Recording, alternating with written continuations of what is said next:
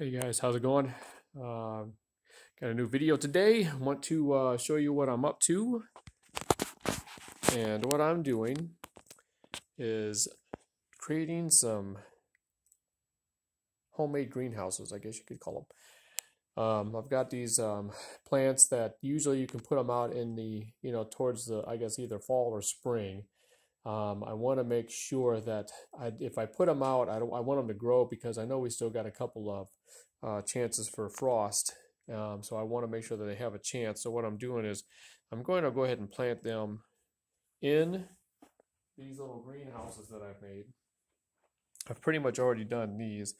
This is pretty much the whole lineup right here. I've got collards, different types of greens, celeries, carrots, quite a few different types of cabbage. There's a daikon, even though that's not, it says ground sage, but it's a daikon that I've got there. So what I'm going to do is go ahead and just put water in the bottom. Kind of give it a good amount of water. Cover these up. Now, the top of this particular one is not as clear as the bottom is, because you can still see the bottom is pretty clear. So then what I'm going to do is come over here to the rest of these. As you can see, I've got all of them marked. Might be kind of hard to see with the sun shining on them, but I got them in the sun for a reason. The water is already soaked through some of the other ones in the ones, the clear containers that you can see.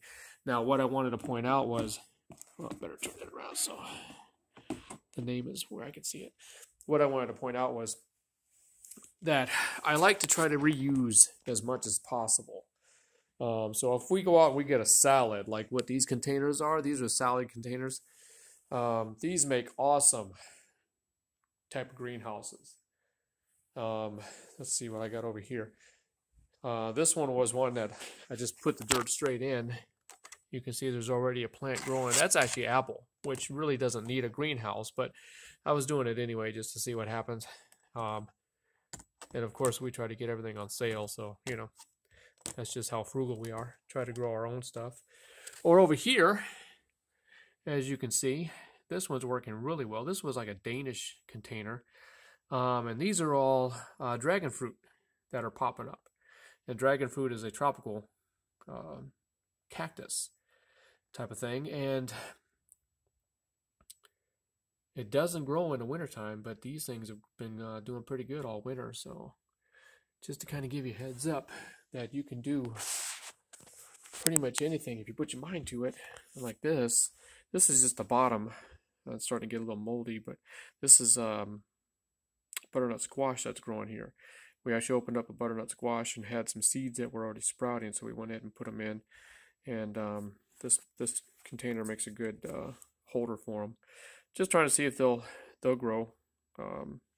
Usually I direct sow these kind of things, but they were already sprouting and it was winter time, so I said, let me just go ahead and put them here and see what happens. So, like I said, I use these containers for all kinds of stuff, mostly for to hold what I've got growing, just to catch the water. So I don't put the water directly in, because this is usually what happens when you put the water directly in, is this mold will accumulate. But so I try to go just water in the bottom and let the soil soak it up. But not doing too bad. These were my pawpaws that somebody had left for me, and I'm hoping that they'll work. They're supposed to be, you got to let them winterize also. So I mean, they've been kind of sitting in here throughout the winter in the sunroom, and it gets really cold. So I'm hoping that they work out, but unfortunately it's starting to get moldy also. But I use these styrofoam cups, because for a pawpaw, if you do get them going, the taproot cannot be harmed. It's like if you're trying to pull something out and a taproot might break, this will totally destroy the plant. So I put them in styrofoam so that if the taproot kind of grows, like if it does grow and it grows through the bottom, I can actually break the bottom of the styrofoam without hopefully without harming the taproot too much. So, but got the green onions growing, got some cabbage that we had bought from the store and we took most of the leaves off.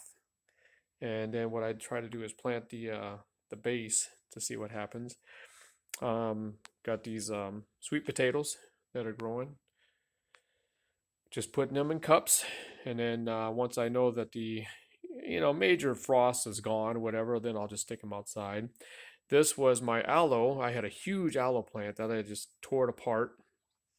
I saw on YouTube that if you cut the leaves and let them set for a little bit so that they can kind of harden up a little bit on the end, then you can plant them and they'll start a new plant. So I'm trying to see what happens. I'll let you know what goes on with that. And I got a bunch more over here, but I got a few star fruit, which I grew from seeds. Everything I have, I try to grow from seeds just to see what they turn into and if they actually grow fruit. I'm trying to do pineapple, but I don't think those are making it, but we'll see. Those are more dragon fruit in there. But most of the stuff that I grow inside here is all tropical or subtropical type of plants. And I'm pretty sure these are all citrus down here in the bottom. And this one here is a mango. So, and these are all citrus also, either lemon, lime, or orange type things. So, at any rate, the main focus I was trying to get back to is whatever you're using, see if you can reuse it in any way possible. And especially, kind of things like this that you can actually turn into a greenhouse, especially if you don't have a lot of room. These you can stack on top of each other. It's awesome. I mean, these are actually not bad also. I mean, we went to, I think they got them at Walmart and they were stacked for, whatever. I can't even remember how much they were, but I think they were on sale a couple years ago, like out of season stuff. So, oh, and here's some more makeshift, greenhouses I made. So, and there's something growing in here. So, and they work pretty good. So just to give you heads up on what you might be tossing out, don't toss them out. Look at this here. This was like a bundt cake container. So, and then my avocados are growing here pretty good. And all these are mostly tropical plants, oranges. I'm not sure what this one. This is one of the seeds that popped up out of nowhere for some reason. But most of these are oranges or lemons, and then these are pomelo, which is a kind of a grapefruit type of thing. And there's more aloe there, and another aloe here. This was the major mama plant that I tore everything else from. So let's see if those work, because I want to give those out to as many people as possible so they have aloe in their house. And somebody gave me this Christmas cactus, so I just figured I'd try.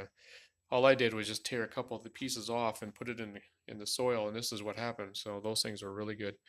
And supposedly, if you can get the dragon fruit to grow, you can actually attach these to the dragon fruit because it's another type of cactus. And then the next thing you know, you've got these beautiful Christmas flowers from this Christmas cactus growing on your dragon fruit. So that's something to think about. And here's my other avocado. Now with an avocado, I'll go ahead and give you guys a quick lesson that I've learned is that you can, as long as there's something growing, you can clip off all the other limbs if they're like going crazy ways and you don't want them. And what you can do also is you clip these off as long as there's like other limbs, and then that gives the base and the roots a chance to grow more. So this has been going on for at least a couple years now, and but I'm think I'm about ready. Plus, what you can do is you keep it a certain height so you don't have it like hitting the ceiling. And I don't have much room. If I'd have to go towards the middle of the sunroom just to be able to have large plants in here. But well, I'm going to try to keep everything at a certain level. and just so I can reach it. All right, so that's pretty much what I got for you today. Just wanted to give you a heads up. Trying to, all these are, like I said, fall or spring type of crops. So I'm going to see if I can get them started and then how well they'll do if I go out and plant them. Hopefully after I think the 1st of April. This is almost going on the 3rd week of March. So 1st of April, around that week, is supposed to be another frost and snow. So I don't want to put them out. I tried putting daikon out in the raised beds, but I don't think they did too well because it got too cold for them. But we'll see how these go. All right, so I'll do a backup video down the road and let you guys see how everything's going. All right, now it looks like my geese got out again, so I'm gonna have to go take care of them. I try to keep them locked up in the back because they like to hit the road and stop traffic. And if they were collecting tolls, that'd be a different story. But at this moment, all they do is just stop traffic. Let's see if I can let you see them.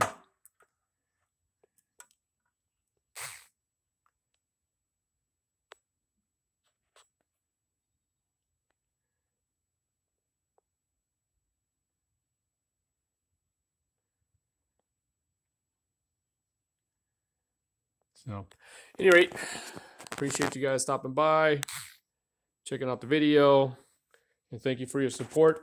Please like and subscribe and share, because I'm sure a lot of people could use this information, especially if they're in apartments or small houses with not much space and they still would like to have something growing. And like I always say, I think everybody needs to grow something, because the way things are going right now, we don't know what we're going to be able to get a hold of. So take care of yourself and your family, and make sure you get what you need. Okay, stock up. All right, doesn't matter what anybody else says. You got to worry about yourself and your family. Okay, all right, guys. We'll talk to you later.